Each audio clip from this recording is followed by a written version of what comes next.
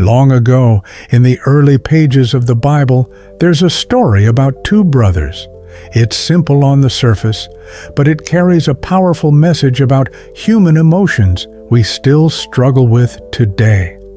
This is the story of Cain and Abel. Cain and Abel were the sons of Adam and Eve, the first humans. As they grew up, the brothers chose different paths in life. Cain became a farmer. He worked the soil, planting and harvesting crops. Abel, on the other hand, became a shepherd, caring for flocks of animals. Both brothers worked hard. Both provided for themselves, and both, in their own way, wanted to honor God. One day, the time came for each brother to make an offering, a gift to God. Cain brought some of his crops from the land.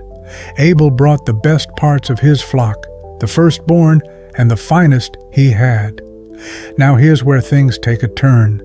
God looked with favor on Abel and his offering, but not on Cain and his. We're not told every detail about why, but the story hints at something important. Abel gave his best. Cain gave something, but maybe not his best. And Cain noticed the difference. He became angry. Deeply angry. His face fell, his thoughts darkened. Seeing this, God spoke to Cain. "Why are you angry?" he asked. "If you do what is right, won't you be accepted?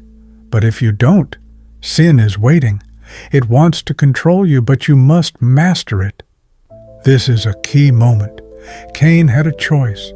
He could face his feelings, correct his path, or let his anger grow. Instead of dealing with his emotions, Cain let them take over. One day, he said to his brother, "Let's go out to the field." Abel trusted him. After all, this was his brother. But once they were alone, Cain attacked Abel, and in a moment of anger and jealousy, he killed him. It was the first act of violence between humans recorded in the Bible, and it came from something painfully familiar: unchecked jealousy. Later, God asked Cain, "Where is your brother Abel?" Cain replied, "I don't know. Am I my brother's keeper?" But he knew, and God answered, "Your brother's blood cries out from the ground." Cain's actions couldn't be hidden. They had consequences. He was cursed from the land he worked.